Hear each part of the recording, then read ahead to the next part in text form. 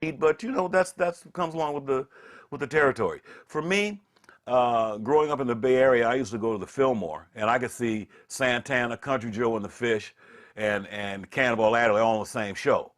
You know, and so we musicians began talking backstage, saying, what would happen? We just started wondering what would happen if we started combining this music, you know. And so it happened on the East Coast, it happened on the West Coast, and that's really as simple as it was. We were explorers. We wondered what was happening, and Frank was really part of that. And he became acknowledged as a part of that scene even further with the 1972 albums Waka, Jawaka and the Grand Wazoo. For these two records, recorded during Zappa's period of convalescence following the infamous assault in London, he hired a cast of established jazz players to forge a unique fusion sound. On Waka Jawaka, the first of the two albums to be recorded, Zappa enlisted a select group of musicians, and unusually for such a notoriously controlling composer, allowed them free rein to add their own distinctive contributions to the tracks. There was a free record, and we just went and played. And that's all Frank was interested in. We were just playing. I mean, it was like jazz in that essence. We were like jazz musicians. Whether he called it jazz or not, it was still jazz. An ad hoc compositional form, use of a trumpet player, but also that has lent it to be compared to the music of Miles Davis, simply because trumpets are an easy connection to make. But in fact, the orchestration shows influences which come from someone like Gil Evans, who had a wonderful collaborative period with Miles Davis in the late 50s and 60s. It has a muted trumpet on it, played by Sal Marquez. It could be compared to Miles Davis because he's another trumpeter, but the style that Sal Marquez plays, this kind of twittering, nervous thing, is so different from Miles's cool, level, long notes.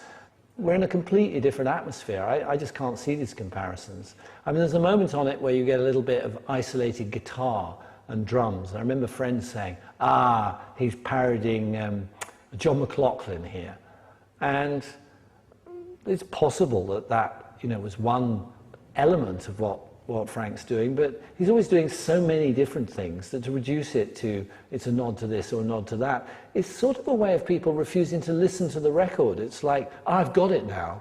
It's a parody of this, so it doesn't really matter. Whereas actually there's just tons of music going on in there you could pay attention to.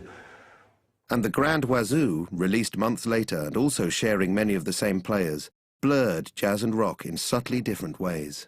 People felt, yeah, well, he's getting into a kind of complex, good jazz rock sort of thing. And the jazz critic Joachim Berendt, you know, when he loved it, you know, this was fantastic.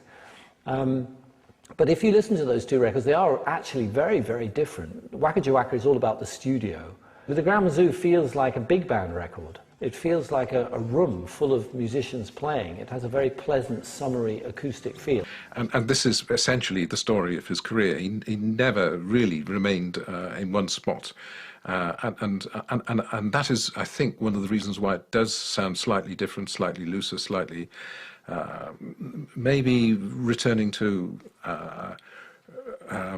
rock jazz rather than jazz rock, but nothing wrong with that either. I think that both are important statements at that particular time, and certainly reflecting a lot of what was going on in rock and jazz, because a lot of the jazz rock bands were actually marketed as rock bands.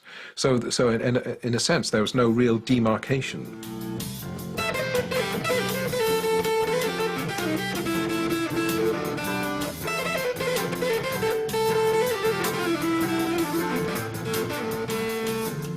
And as the other key players of the movement continued forging new sounds and exploring the possibilities and the limitations of the musical crossover, after the Grand Wazoo, Zappa abandoned his more overt jazz rock tendencies. Although there would be an element of jazz in his later albums, both in terms of the musicians used and the compositions themselves, it was a sound he would never fully return to. One of Frank's ways of replying to critics who accused him of deserting politics when he made Uncle Meat, one of his lines was, well, I've already said that. It's been said. I don't need to keep saying it. And I feel in a similar way as to his nods to jazz. It's all in there, Eric Dolphy is part of the substance of how Frank thinks about music in the same way as Jimmy Carl Black's drums are. So when I listen to Jazz from Hell, in which we're kind of strumming through Frank's brain, I find Dolphy's intervals on bass clarinet all over that record. Maybe jazz wasn't being paid attention to, but at the same time I can hear Mingus and Dolphy in the way that Frank thinks in terms of chords. It's there all the time.